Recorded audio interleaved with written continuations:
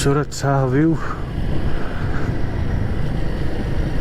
अब जैसा कि मैंने आपको पहले ही कहा था, जैसे लेह में एंटर होते फिर लेह के बाद बिल्कुल ही अलग तरीके के पहाड़ मिलते हैं, बिल्कुल क्लियर। आप देखिए कोई भी इन पे कहीं भी आपको मतलब माउंटेन के ऊपर ट्री नहीं दिखेगा। नीचे वाले साइड में थोड़े से है लेकिन ऊपर बिल्कुल नहीं। पहाड़ों का भी अलग ही एक फील है, अलग ही एक वाइब है। और ऐसे पहाड़ों के बीच में रोड जा रही है और इस पे राइड करना,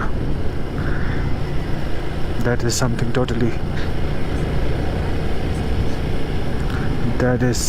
totally unique and totally different. अभी मैं उपशी पहुंच गया हूँ। अब मैं डिसाइड कर लेता हूँ यहाँ पे रुक जाता हूँ रात को या थोड़ा आगे और चलता हूँ। अभी मैं उपशी से भी आगे निकल गया, देखता हूँ कहाँ तक पहुँचता हूँ। खूबसूरत से पहाड़, इनमें पता भी नहीं चलता है कि अंधेरा कब होता है। तो अभी अंधेरा होने से पहले अगर कहीं पहुंच जाते हैं, पता नहीं अब मुझे इससे आगे कौन सा इलाका आता है, शायद चुमाथंग और फिर लोमा। अब मैं देखता हूँ, अभी माही आएगा पहले 100 किलोमीटर्स। अगर पहुंच जाते हैं माही तक तो फिर वहीं पे रुकते हैं। यहाँ वहाँ का तो मुझे पता भी नहीं है वहाँ पे स्टेज है कि नहीं। चुमाथंग में है और नोमा में भी है। ये जो रोड है बिल्कुल उस साइड पेंगोंग लेक वाली साइड पे ऐसा ही रोड है कहीं की पर, लेकिन इतना डेंजरस नहीं है। एक्चुअली वहाँ से लोग चलते रहते हैं शाम को भी, तो यहाँ से बिल्कुल ही सुनसान है, कोई नहीं चल रहा है। और मेरी बाइक में फॉग लैंप्स भी नहीं है। फॉग लैंप्स का इशू होता है, अगर लगाते हैं तो फिर उस पर चालान होता है ट्रैफिक का। अभी तो लाइट ठीक ठाक काम कर रही है मेरी बाइक की, और क्योंकि अभी है लाइट, लेकिन जब पूरा अंधेरा हो जाएगा तो फिर मसला होगा। 71 नोयोमा 93। चलो दी देखते हैं कहाँ तक पहुँचते हैं।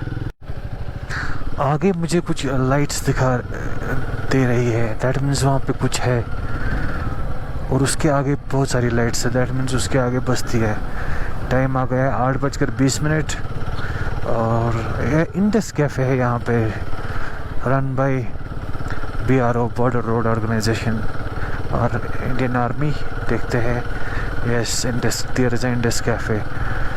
यहाँ पे कुछ देर रुकते हैं और देखते हैं, चाय वाय पी लेते हैं यहाँ पे। Yes this is Indus cafe कियारी में। पार्किंग कहाँ से है इसकी भाई? मेरे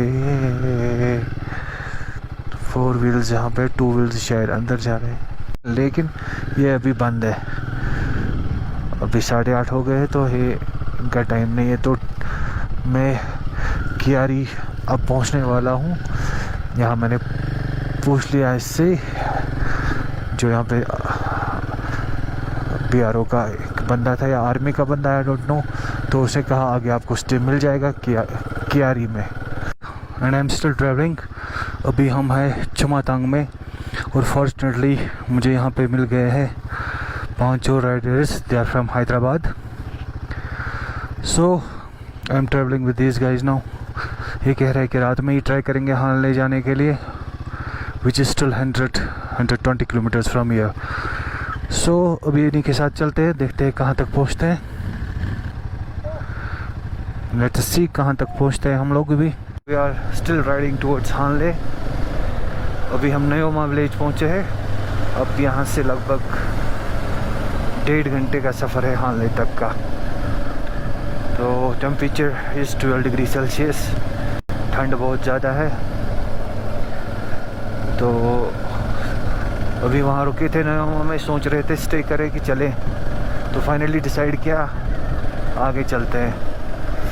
तो देखते हैं, अगर हानले तक छोड़ दिया, क्योंकि कह रहा था कोई कि आगे कोई चेक पोस्ट है, वहाँ पे नहीं रोकना चाहिए। अगर हमें हानले तक इन्होंने छोड़ दिया तो we will made it by I think 12।